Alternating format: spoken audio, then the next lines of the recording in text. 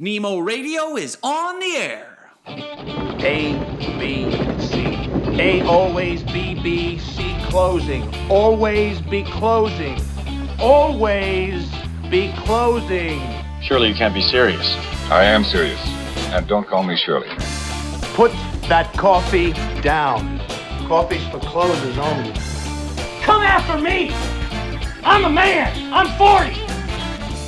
Hey, it's John Nemo. Welcome back to another episode.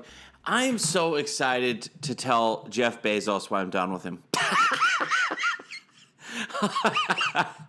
I've been wanting to record this podcast for a long time, but it's all kidding aside, it's fascinating to me how important and how forgotten branding is, how important brand loyalty is. And the example that just keeps coming up to me again and again and again is Amazon. And what I mean by this is Amazon has built a brand. Obviously, it's a global brand. Everyone knows what Amazon is. But they have built their brand entirely based upon utility and convenience and price and all these different things, none of which engender any loyalty or emotion from me. So as a person who has used Amazon probably since the late 1900s, what year is it? 2022. Like, I've probably used Amazon for 25 years, like since they started. I remember ordering books off of it, right? So here's the thing with Amazon, though. I have no loyalty to them. I have not shopped and bought things and delivered things on Amazon for weeks, if not months. And the reason is this came up again the other day. Perfect example of brand loyalty and how I feel about a relationship with a vendor. And that's what I'm going to turn it back around for you and me, especially if you're a small business owner, a coach, a consultant, where, man, you are the brand. It's, one-to-one and all these different things, and how we can't forget that. Since everything has been commoditized and everything is available online, really now more than ever, I would argue, your brand, your personal brand in particular, is critical. Like, if you're not building your personal brand, if you're not building a strong personal brand, if you're not building a connection with people, you're in trouble. And I see this with Amazon, and obviously they're not going to feel it to the degree that you and I would, but perfect example, perfect story to illustrate this issue. Rosie the dog has fleas and ticks, right? It's the time of year here in Minnesota. Spring is trying to come here, and summer's trying to get through, breaking, the hold of winter's grip.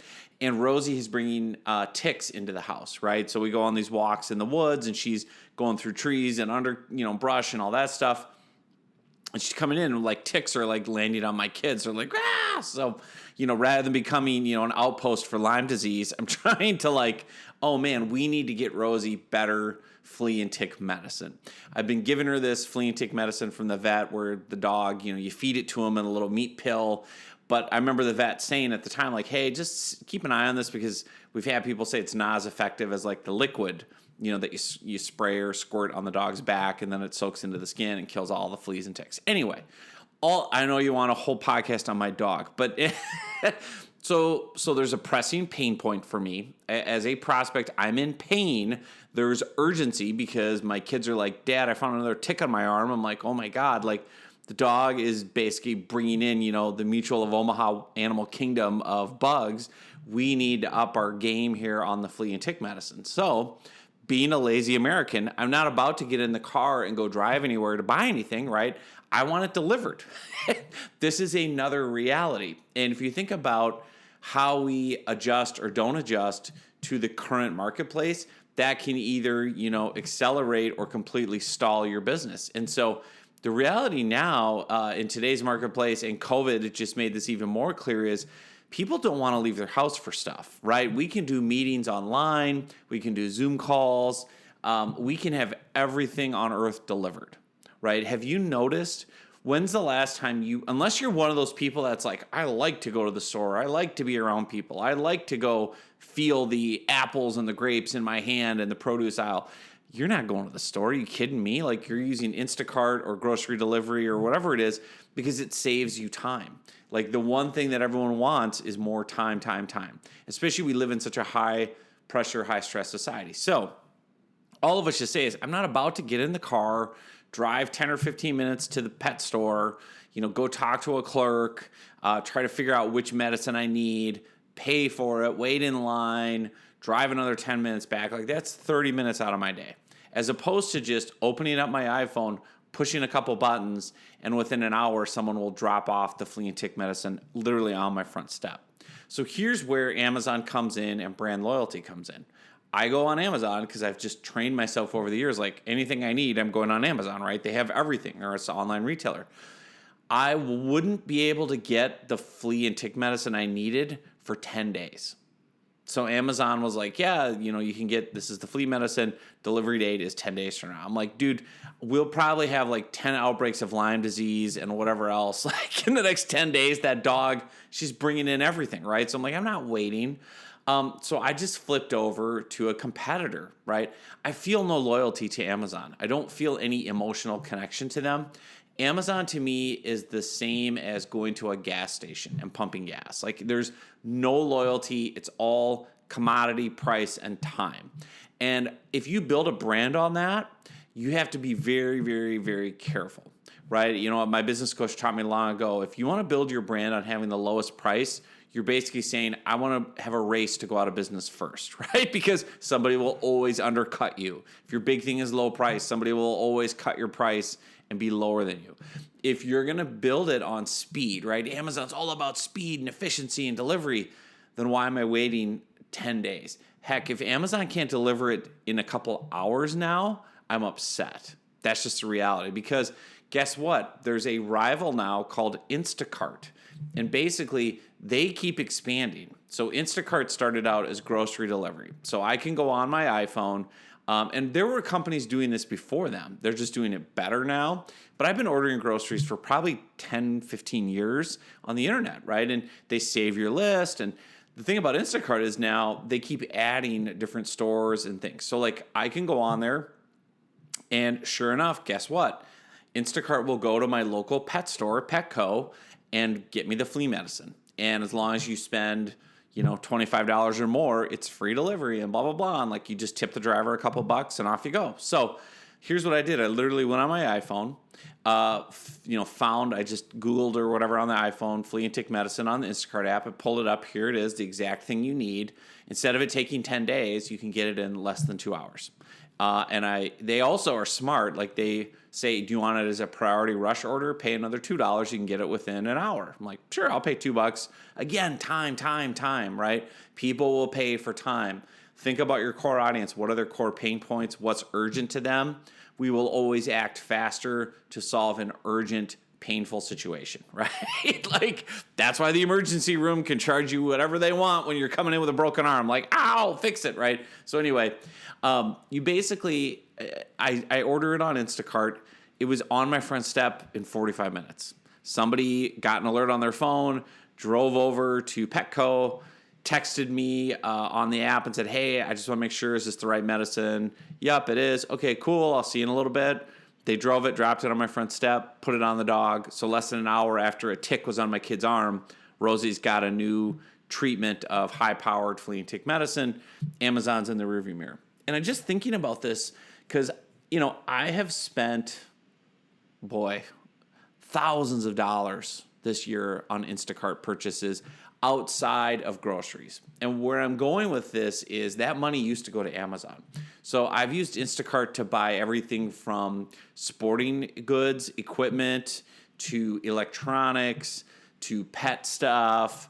All the stuff I used to go to Amazon for, I'm going there now. Like, I've bought shoes on Instacart because they're connected to sporting goods stores, and you can go to you can go on the app and say, I need a Nike's size 11 baseball cleats, right, for my kid, and they'll deliver them. So it's like, if you build, the whole lesson of this podcast is, if you build your brand and don't have that emotional connection to people, if you're building your brand like Amazon, where it's all about price, it's all about commodity, it's all about value, it's all about whatever, someone's going to beat you, right? And people are not going to care. I don't care. And by the way, I have no loyalty to Instacart. There's no emotional connection. No one from Instacart has ever talked to me, right? It's all just automated bot kind of stuff.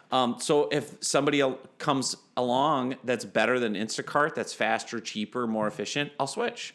The same with my cell phone service. The same with my garbage collection and recycling pickup, right? So the whole lesson in this for you and me is like, we have to consciously build a brand that builds connection with people. That's, at the end of the day, if I had more of a emotional connection to Amazon, if I felt really good about it, I would probably still use them more, right? As long as they could meet my other needs. But I don't. I really don't care. Like, I feel no loyalty to them.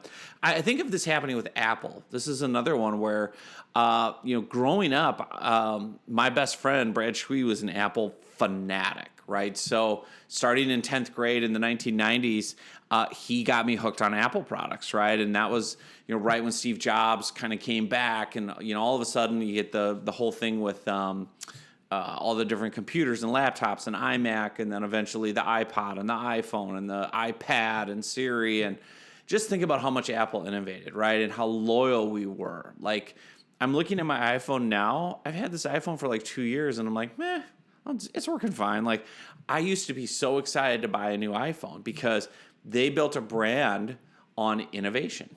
Their whole thing was, you have to get the next iPhone because it's so much different, better, unique, advanced. They've run out of innovation. Have you noticed Apple's run out? Like, it used to be kind of must-see TV when they would have their Apple, launch events. Like, oh my gosh, what's the iPhone going to do now? Is it going to walk on water? Is it going to fly an airplane? Like, right, remember how the iterations of the iPhone went, right? First, it was just the iPhone, which we called the Jesus phone because it was so revolutionary, right? And Steve Jobs, of course, was the master at this. Like, even when he launched the iPod with music, he's like, how would you like to hold 1,000 songs in your pocket? Huh? Like, how do you fit 1,000 CDs in your pocket, right? Or record albums or cassette tapes. And oh no, it's all on this little device. What? Like, so again, when the iPhone was iterating and they were always advancing, like, the next iPhone had more, had a voice that talked to you and a virtual assistant, and then it played movies, and then it had a data connection so you could use it anywhere. You didn't have to be on Wi-Fi, and then you didn't need wires, and then it had a better camera, and it had this and it had that. And nowadays, it's just these bare bones incremental improvements. Oh, it's a faster processing chip, and blah blah blah blah blah. And like, I don't know the numbers, but I would guess. Granted, Apple has such volume and market share now, they're still fine. But like, I would guess the insane growth, the insane sales have slowed quite a bit. And to Apple's credit, they've really diversified into other, lines of service and revenue streams. Like, notice Apple's put like $1 gajillion into TV and movie production. So now you have the Apple TV Plus or whatever they call it. So you have movies and shows like Ted Lasso. So they're getting revenue from other places. But again, that's another example where that brand was built 100% on, at least in that era with Steve Jobs, it was 100% built on new innovation. You've never seen this before, all that stuff, right? But eventually, what's new is old. And so that's where, again, how do you build a brand that can sustain itself no matter what happens? How do you build a brand that is, impenetrable and doesn't rely on market conditions and competitors and price gouging? And how do you build a brand where people are loyal and just want to keep coming back to you? And I really think it's a very simple answer. You. Like, build a brand of you. And what I mean by that is I take my own business and I think about this very clearly, and I do, right, done for you, LinkedIn lead generation. I have a whole agency now. I built my business around helping other people, business coaches, consultants, small business owners, use LinkedIn to generate leads, to find clients, and to sell. And that every service I provide, right, that's what people start with. Everyone comes to me and says, hey, I want leads, I want leads, I want leads. I heard you're the LinkedIn guy. And then based out of that, right, there's a bunch of different roads you can go down, like online course, free tips, book, audiobook, done for you services, done with you services, coaching, whatever. Like, but again, all of that to say, you can Google LinkedIn lead generation, and there's hundreds of competitors. There's hundreds of LinkedIn lead generation agencies. And it was interesting because I was doing some research.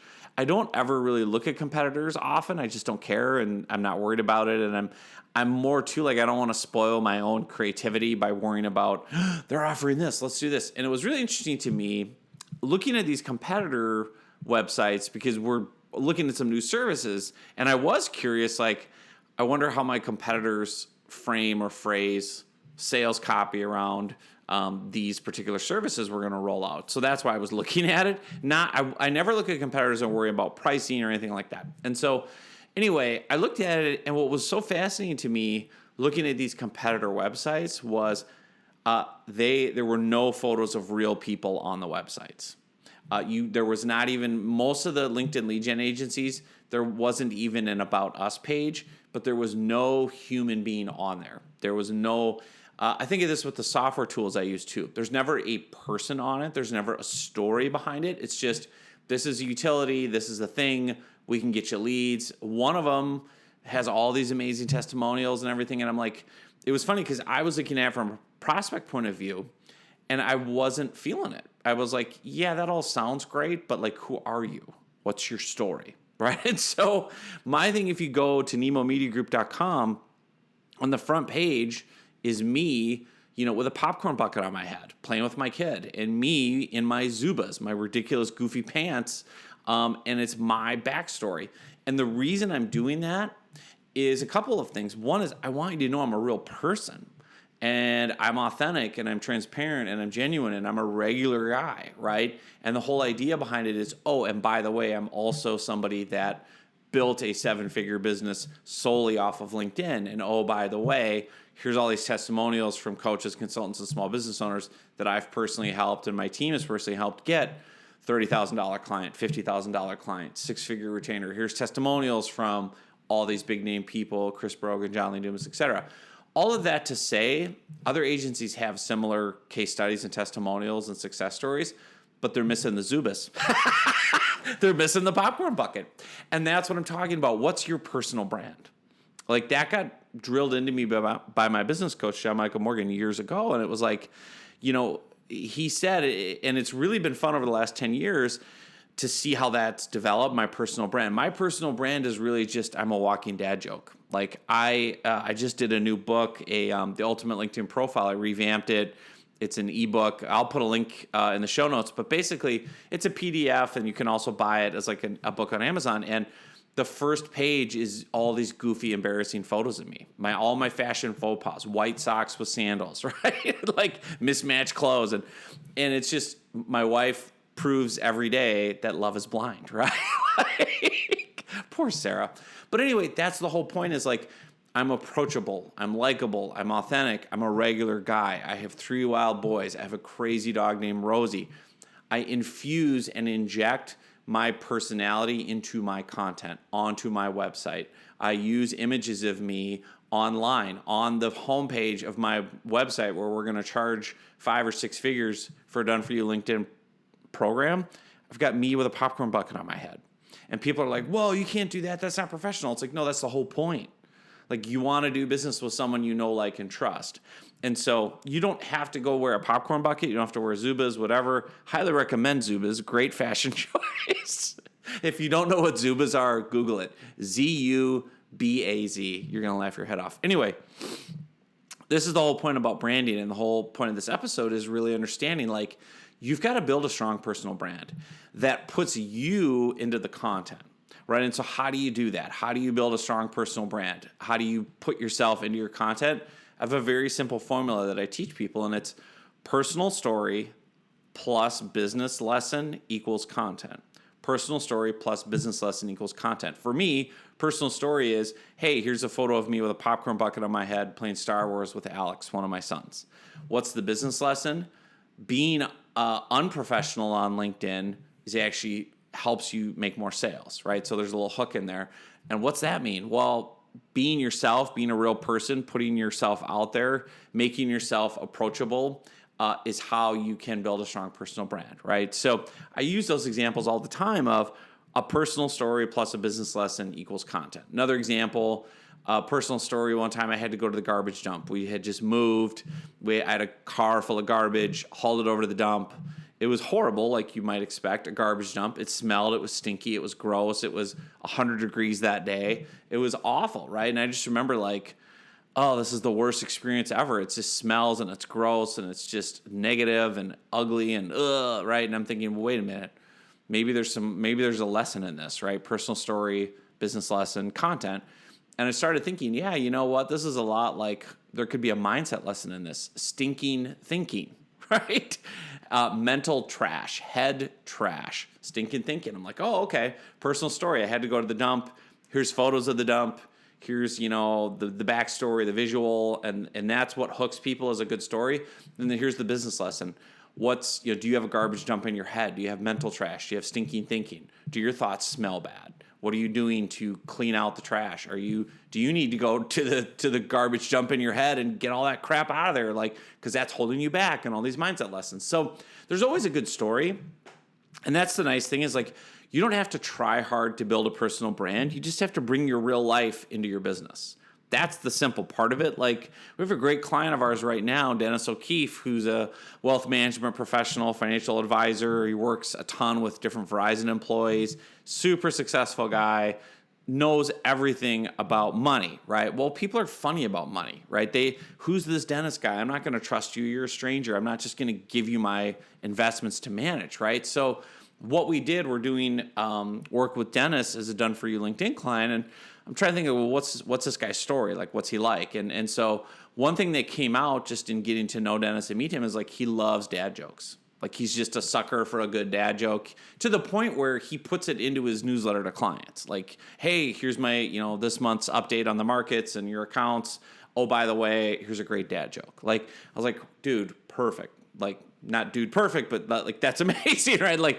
Dude perfect's a YouTube sensation. But anyway, that's the idea. Or Dennis's whole backstory with, growing up in Boston and his dad being this huge Bruins hockey fan and Dennis being bored to tears, being forced to watch Boston Bruins hockey games in the 70s and 80s. And him and I bonded around that because I love ice hockey, right? So there's all these different ways where you can take Dennis's real life passion stories, different, things he's done. I think he's doing podcasts too.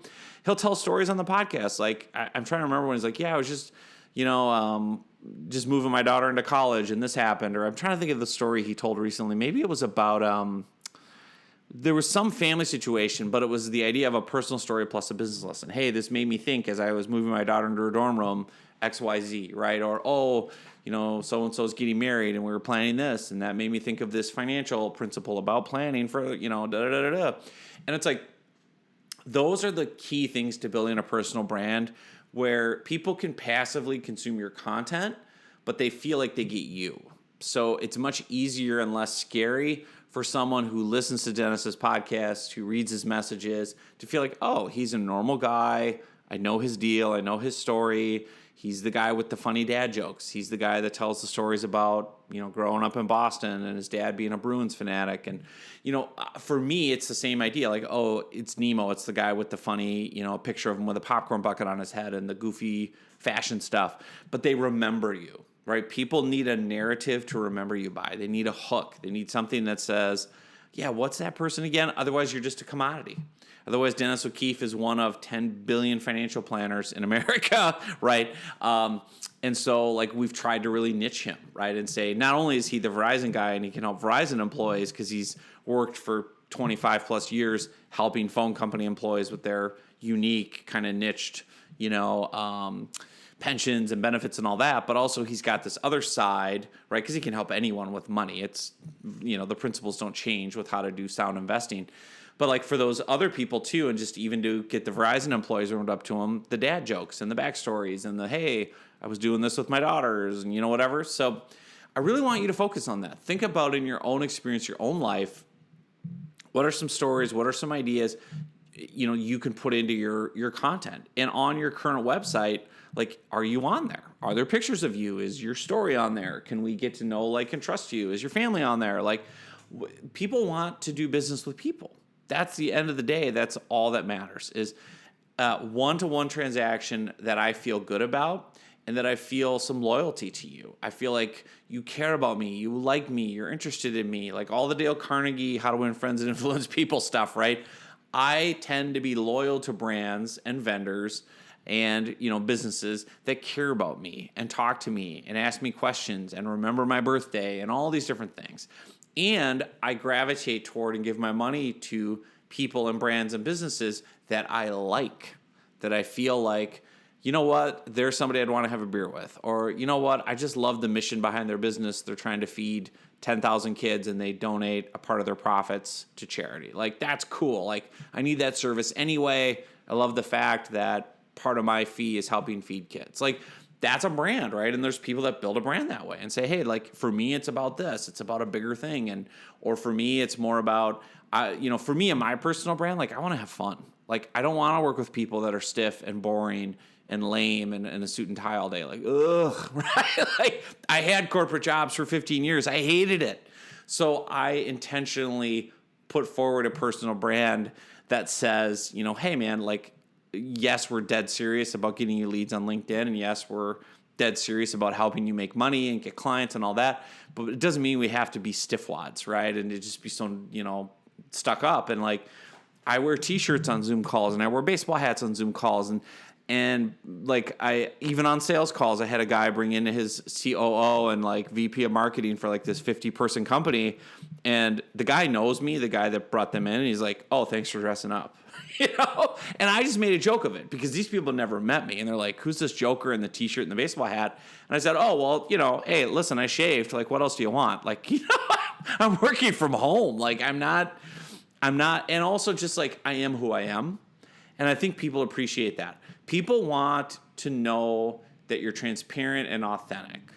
And again, at the end of the day, the people on this guy's team, they don't care what I look like. They don't care that I'm a dad joke. They don't care that I wore a T-shirt to the call. You know what they care about? Can this guy deliver us leads on LinkedIn and can we make money? And if that part of my presentation resonates with them, then they're like, okay, cool. And by the way, that was kind of a fun call. We laughed a lot. Nemo's a goofball. Like, we had a good time.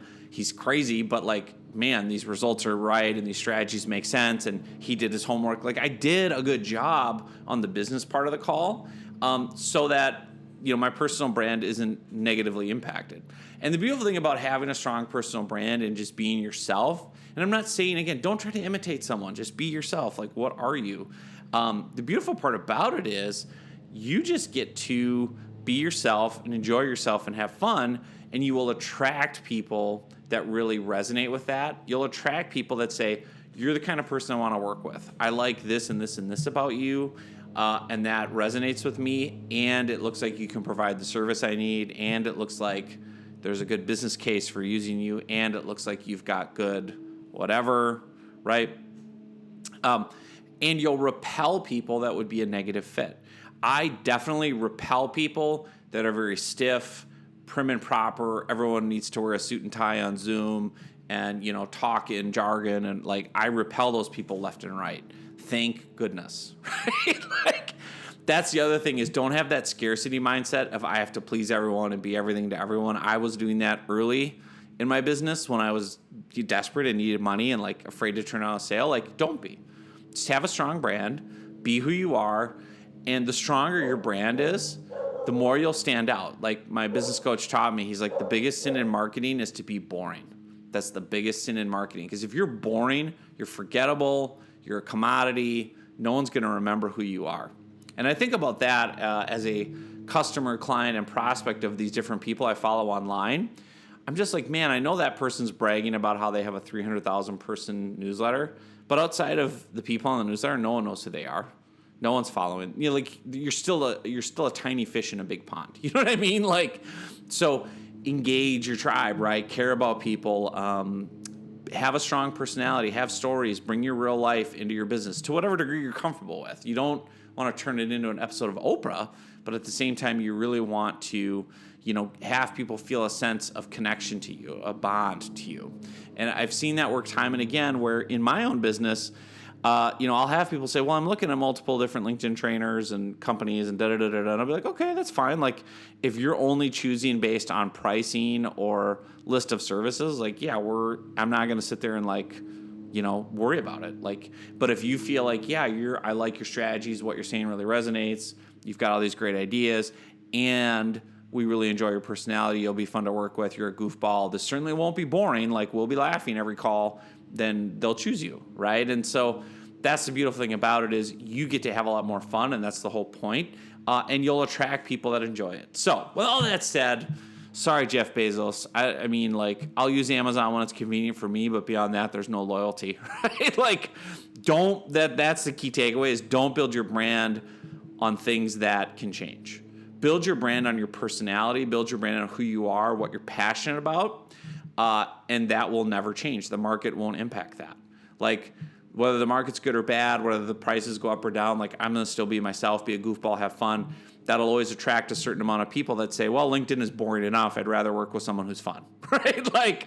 And by the way, again, you still have to have the business case for everything. It's not enough just to be an entertainer and be funny. You better be able to deliver results. And I can, right? So I can say here's a case study. Here's a testimonial. This person got a $30,000 client. This person got $50K. Go talk to them. Here's their video, So all that said, I go on and on forever. I love this stuff. But anyway, just was thinking about that. Wanted to get that out there. Hope you find this helpful. Hope it inspires you to really put more of yourself out there into your platforms, into your content, onto your website. Let people get to know you. Let them get to know what you're about, what you're passionate about, what you do away from work.